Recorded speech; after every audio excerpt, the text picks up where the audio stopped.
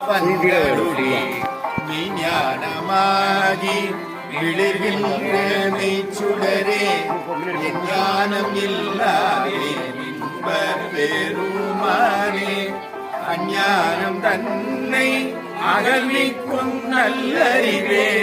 மாற்றம் அளவிருதி இல்லாயனை துலரும்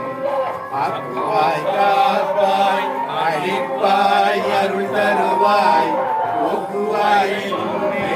தொழுவிப்பாய் நின் தொழும்பில்